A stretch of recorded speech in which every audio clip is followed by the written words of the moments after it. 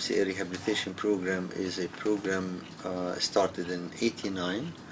Psychosocial support and psychological trauma work, as well as reintegration, was and still the core of our services.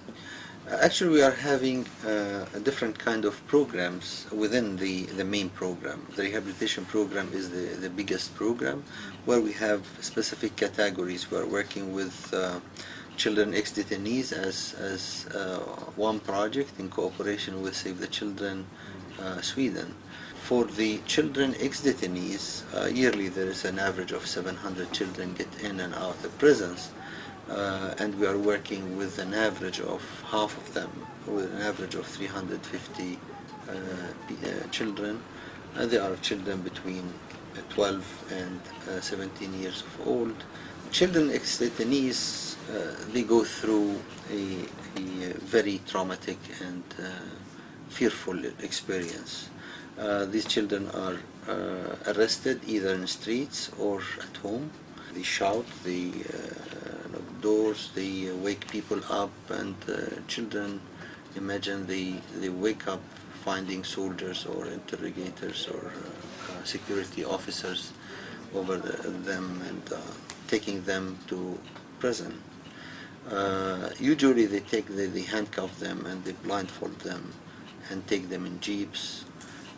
Many of these children have been, they said that they have been beaten in these jeeps in the way to the torture cells. In the interrogation process, torture is used. We can say that torture is used according to what the children are saying. They are talking about deprivation, they are talking about beating, they are talking about isolation, about humiliation, about different kind of torture features that used with these children. All of this experience is a very horrible experience, especially that the support system is not there. Family or friends or whoever they might trust are not around. So these people are live the loneliness, live the fear, live the confusion, live the emotional draining experience there. So this reflects on their behavior, reflects on their emotions and their daily life. For many of them, you find them that they are losing trust. They lose trust of people. Many of them are feeling that life is not worth it. They have no system to be part of. They are not going to school. They are not working, and they are not qualified to do any kind of professional work. So you find them spending time sleeping.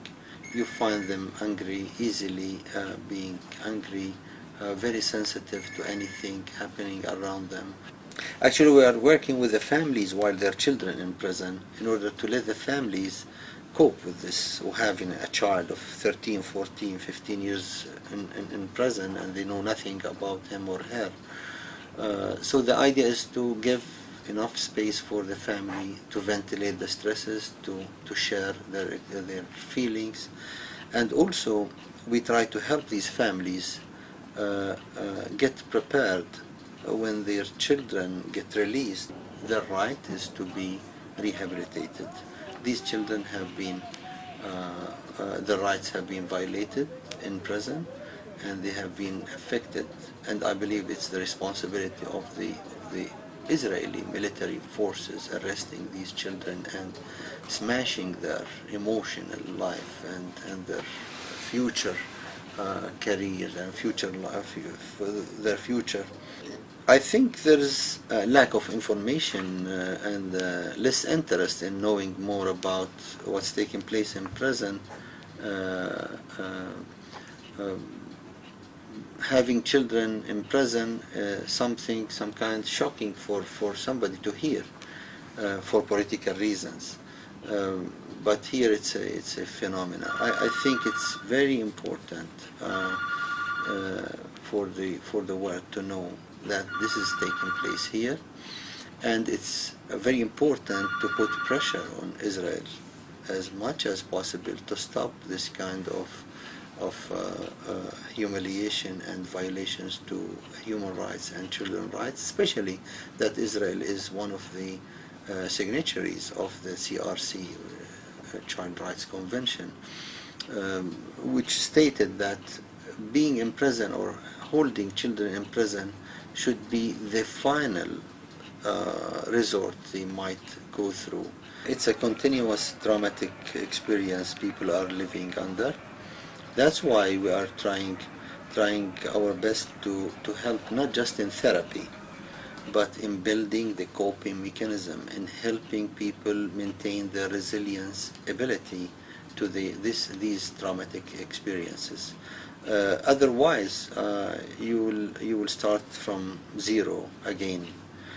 Trauma might happen in normal settings, it might happen once in life. But here, when it comes to having daily hard experiences, like checkpoints, like soldiers around, like settlers attacking people, like whatever around you, everything is surrounding you might be kind of a trigger for a traumatic event you went through.